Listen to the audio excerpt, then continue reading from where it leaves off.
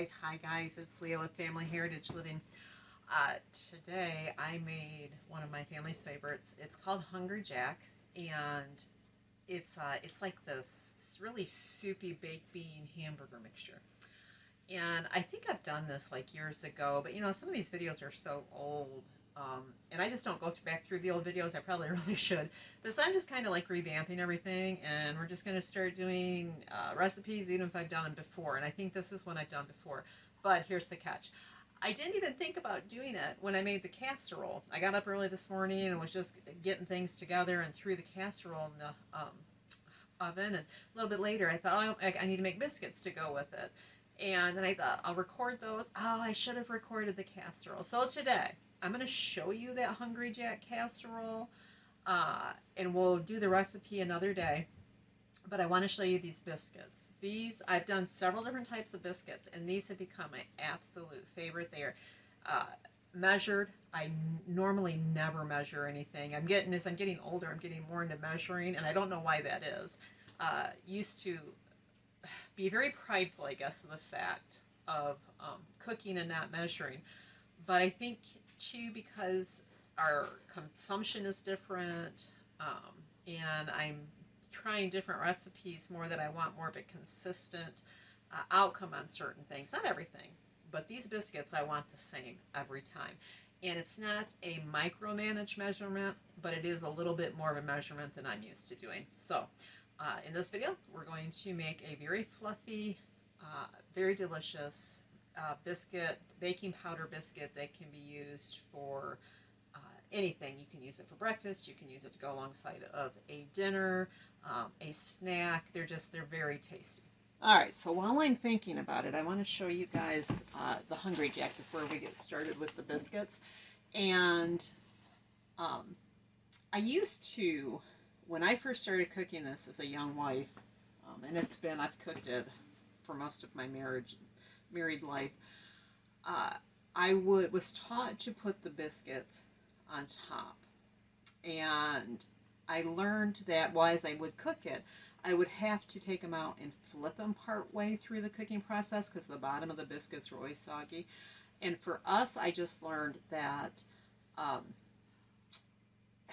we like it as much if I just make the biscuits like I normally would make biscuits, and then we just top it with this bean casserole mixture. I don't know if casserole is the right word for it, but that's kind of all I can think of. It is something you can throw in a crock pot. You can, do it on the stove top. I like to do it in the oven just because my wood stove is like always going, so the oven's always warm and ready to go. But there's so many ways to adjust it to how it fits your family. All right, so this is a baked bean mixture.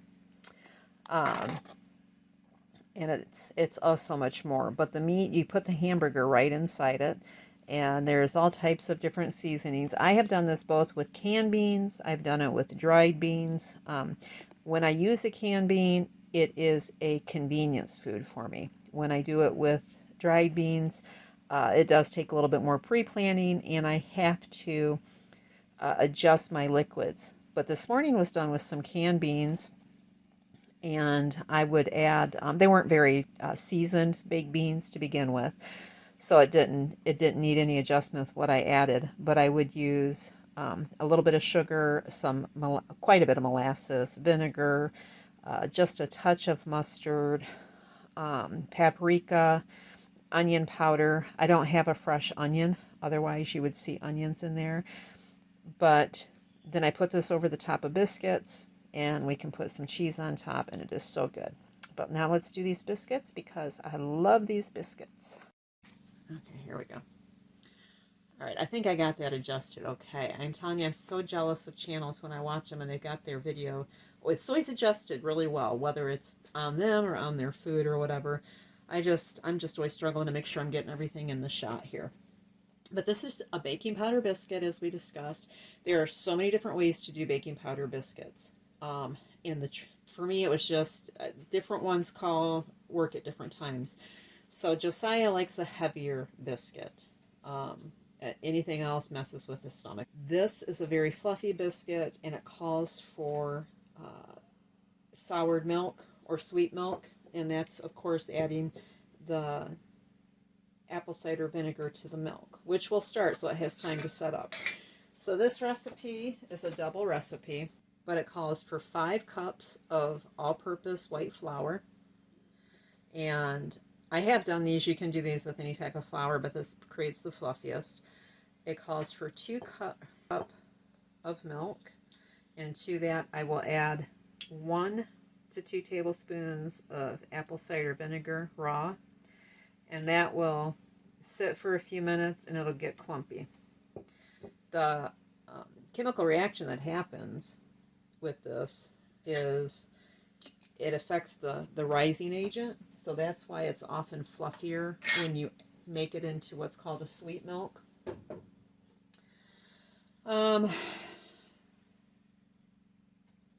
You can use for your fat, you can use either butter or you can use palm oil.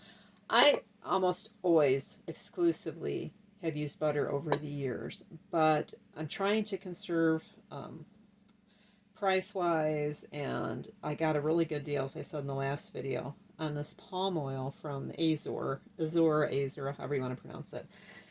And I've been using a lot of this lately to save on the cost of butter. And I really do like the end product. It gives a beautiful, fluffy biscuit. So if you use lard, of course, lard is the ultimate. I don't have access to good lard. Butter makes a great flavor, but the product isn't quite as fluffy as with a shortening. Since I'm cooking for my family, the rubber glove I put on is not necessarily for sanitation. My hands are clean. I just don't like the feel of the mixture together. I don't know why. And then it's greasy to wash off. I tell you, it's an old people thing. The older I get, the more little quirks I have, but I guess they don't bother me. All right, so you can put your shortening in this time. It really doesn't matter. Some people want to put their rising agents in next, and that's fine too. I guess typically I do. I'm kind of a little bit scatterbrained today. So this went in. It was on the table, and I'm just mixing it in together. You can cut it. I always just use my hands to cut it in. You can cut it in with a pastry cutter. You can cut it in with a fork. I like to be able to feel it.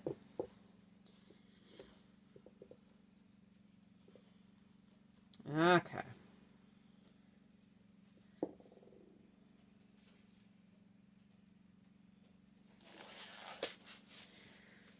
So now I know I called them a baking powder biscuit, and you can absolutely use store-bought baking powder. That is not a problem. I like my own baking powder mixture. So if you're doing a store-bought, you're going to use 2 tablespoons of baking powder. Another trick you can do too if you're using store-bought baking powder is go ahead and put in a tablespoon of cornstarch with your baking powder when you put it in. The cornstarch is really key in making that product fluffy. But if you're going to make your own mixture and do it like I do, you're going to use 4 teaspoons of cream of tartar,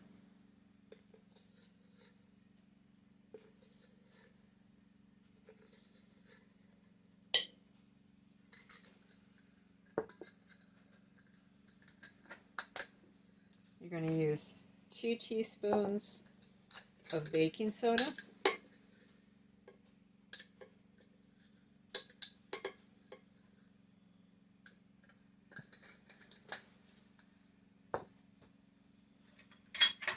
you're going to use about a teaspoon. You can put a little extra in of salt if you want, but I'm going to put about a teaspoon in.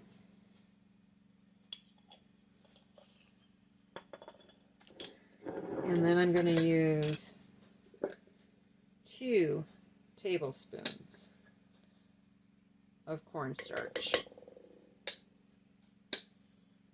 They don't have to be perfectly measured. Again, I'm not worried about precise measuring, but I do want a general idea so that all of it works together and comes out the same every time. All right, this is the only baking powder, or the only biscuit that I put sugar in.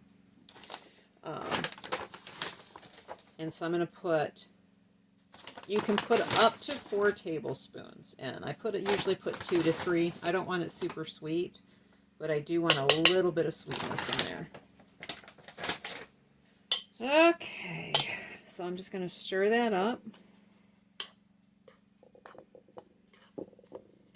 Just slightly there. Put another. Now see, if I had done this in order like I normally did, I would have only used one glove. I would use put all my agents in first, then the shortening, and then I would put my soured milk in. I don't know if you guys can see how the apple cider vinegar sours that. It makes it a little chunky. So I put almost all of it in to make sure that I need all that milk. Sometimes I need a little less, sometimes I need a little more. This time I'm going to need it all.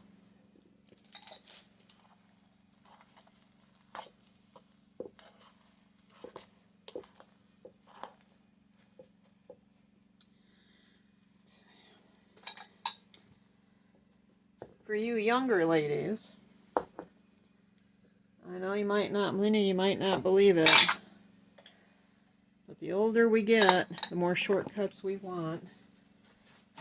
We don't have to take shortcuts in our food, but I am telling you what, I want shortcuts in my cleaning. I do a lot of my kneading on parchment paper now. It saves me so much time with scrubbing on my counters. I used to, you know, I didn't want to buy anything extra that I didn't need.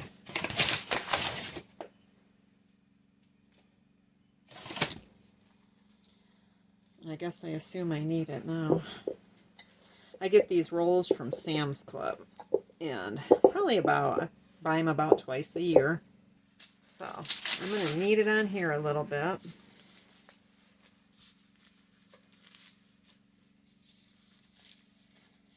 You don't really want this too dry.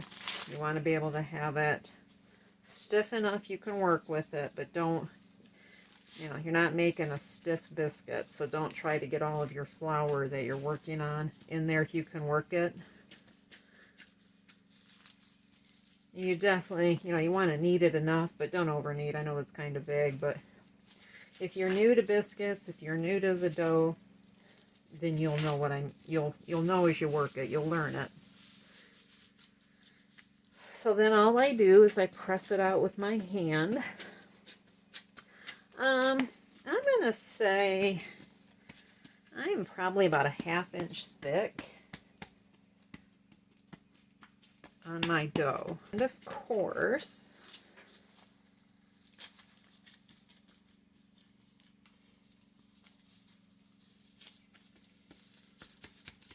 okay, so everybody's favorite biscuit cutter, a narrow mouth canning jar ring. One of the things you don't want to do is you don't want to overwork your dough. So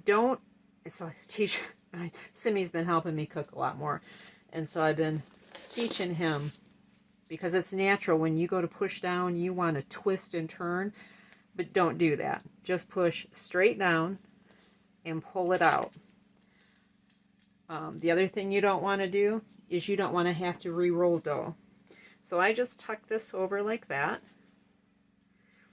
and then I go like that, and then I get another roundish biscuit without having to worry about rolling out, putting more pressure on that dough. Push gently. Again, it's all about now that the rising process has started.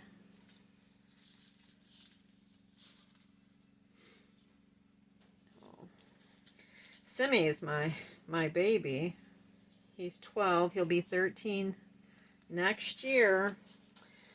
And I'm feeling that, I don't know, you know, that No one's coming up behind him. And he's still in that phase, praise God, that if you give him the opportunity to spend time with you, he wants to spend time with you. And he loves to work in the kitchen. He loves to do chores. I guess he loves it all. But he's been my bacon buddy lately.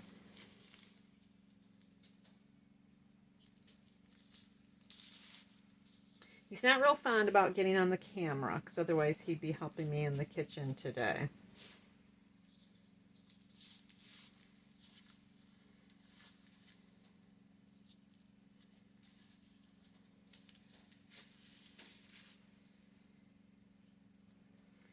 Alright, so biscuits aren't like rolls. You don't have to let them rise, but you should let them rest a little bit.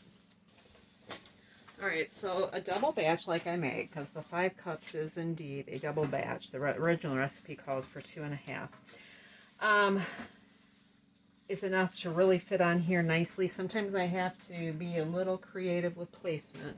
I'm going to use a little butter to grease my pan. You can grease it with shortening or lard.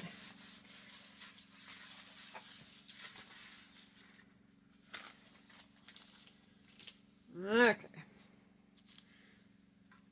So I can usually go 3 high on this pan.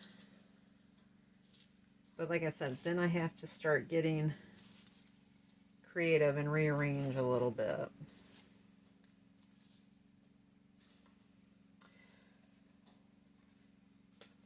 Today it looks like we're going to have a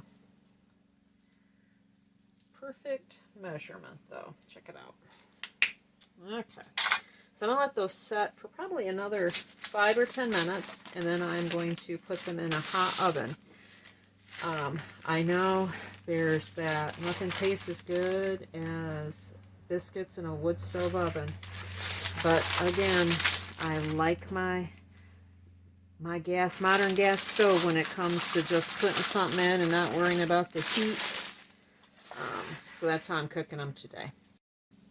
So I do have to make, while those sit and rise a little bit, I do have to make Josiah a little bit of biscuit. And like I said, he likes a heavier one. He can't eat the apple cider vinegar. And so this is going to be almost, this is just going to be real simple. You don't have to use milk when you make biscuits. For many years I used water. When the goats fluctuate a lot.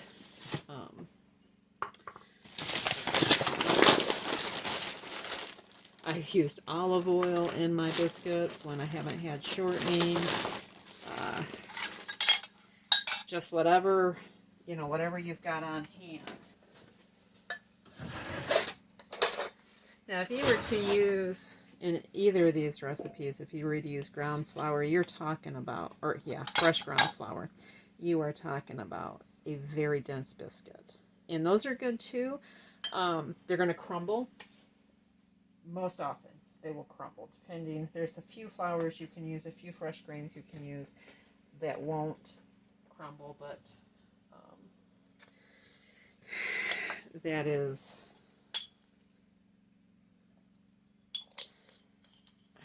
They need a little work. You have to work with them a bit. So,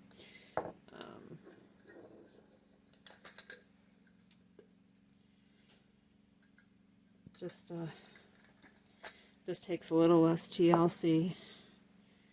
I even tried those biscuits.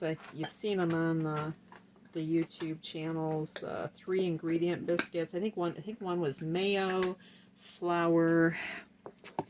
And I honestly don't remember what the liquid was, if it was water.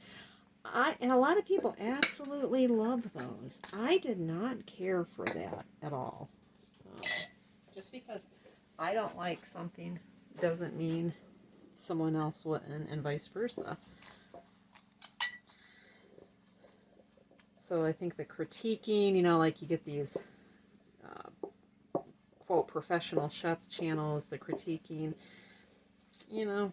we just all have to learn to lean into our own flavor. I'm going to go put these up on the warming oven to rise for a minute.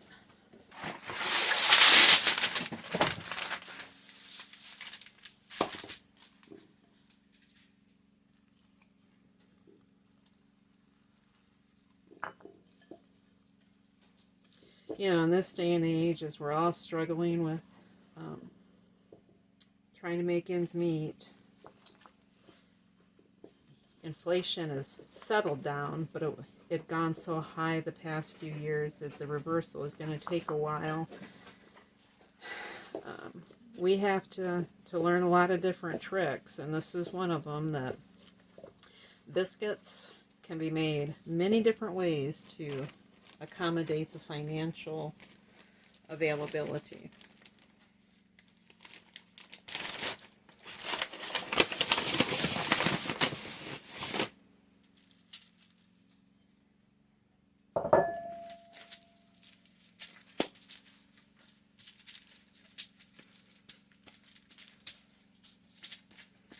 Now these aren't going to be, again, they're going to be denser, they're not going to rise as nicely. They're going to be a lot heartier.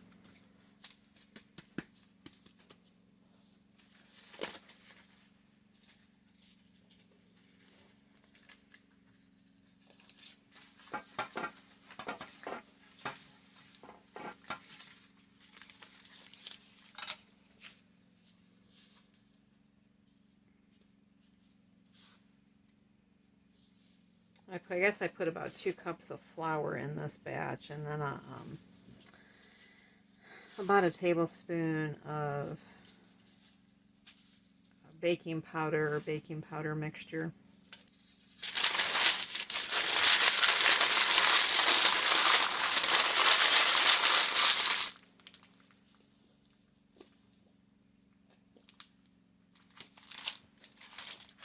All right, go lay down. Okay, so they're done, and I want to show you first my favorite. I'll hold up the plate here and then or the tray. So these are the ones that have the sour milk in them. You can see they all rose super, super good. Bottoms cook up nice, so they're just a really nice biscuit.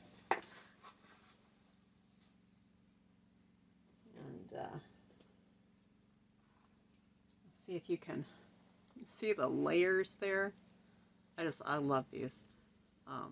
They just pull apart like that. Super easy. I'll grab another one here and pull it apart. They're just in these beautiful layers.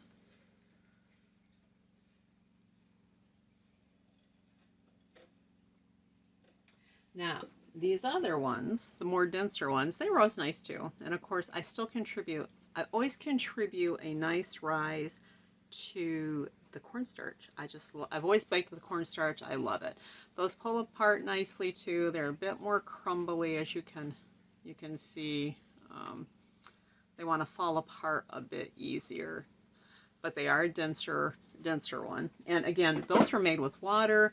I did use palm shortening, but you could use olive oil. Done that on numerous occasions when I didn't have any other oil. I always keep olive oil here because we use it medicinally. We use it daily for a supplement for our good fats and stuff. So always got olive oil, and very little measuring on that. No sugar in them. And I don't even think I put salt in these ones, which is fine because again, they're going under and maybe I did, I don't remember, but anyways, they're going to be going under the beans for Josiah, so it all works out good. Now, let me be back with these other ones. I want to put a little butter on them. Now, I try really hard to not eat flour for 5 to 6 days every week. It's something I've been doing for the past couple of years. And then I allow myself a day where I can have flours, I can have white flours.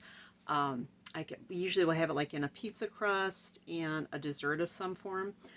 So today's Sunday, and yesterday was my flour day, but I am eating these biscuits. And I don't make these when I try to fast from flour because I have such a hard time resisting these biscuits. And I've never been a big biscuit eater. My guys have always been that way, but I came across this recipe last year, and it's like I just can't get enough of it, so I really don't bake it that often. Or let me rephrase that.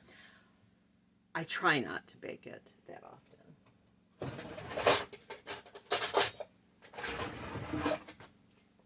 But RJ loves honey on his biscuits. He can, Simmy and RJ used to love to have molasses on their biscuits, and Simmy still will. They're old souls, I say. But I like butter on a hot biscuit, or I like jam.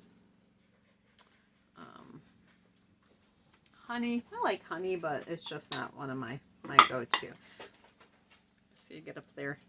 Aren't those beautiful? I mean, those are just a beautiful biscuit. So that's why they work really great for a dinner biscuit. I love to make like breakfast sandwiches, and these are a perfect biscuit for that. Dipping in eggs, if you like your eggs over easy. I used to only be able to eat my eggs over easy with toast. I had to have toast with them, and I can eat them with these. I mean, they're just a great biscuit, unfortunately. And again, it's because I've been trying to like not do white flour hardly at all for myself, and this is like a huge weakness for me.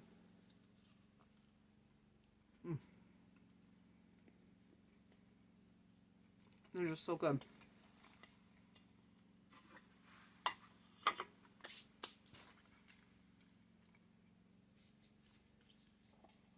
All right, so now I just want to show you how the it's not a casserole, it's a meal. The Hungry Jack though meal looks over the biscuits and layered, and then I will try to, I may even go ahead and just put that recipe down below, and then I can do a video on it later. If you guys are interested, comment in there, and then I will make sure that I get the recipe linked in there somewhere. Otherwise, it's just going to be the biscuit recipe below. So, all right, so all I do for this is I just break up the biscuit, crumble it up under there.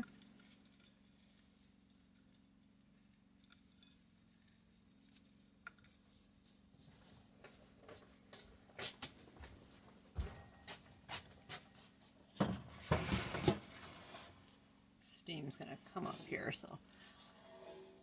Ooh, sorry about that.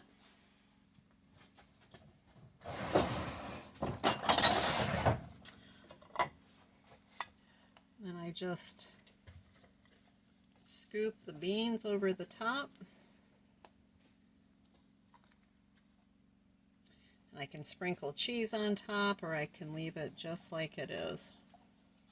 But it's really a fabulous hearty meal for the winter days that are on their way. All right, well, thank you guys for joining me today. And we love you guys, and we're so thankful that you are part of our family and community. And we love hearing from you. We read all your comments. I really do try to get to reply to them. Sometimes it takes me a while, and I know I say this on occasion. I just want to remind anybody, if you think, well, why haven't you commented back? Sometimes it just takes me a little bit of time, a couple weeks even, and I try to do better, but life happens, and I know that, you know, as friends, we all understand life happens. So, all right, well, and we will see you guys in the next video. Until then, God bless.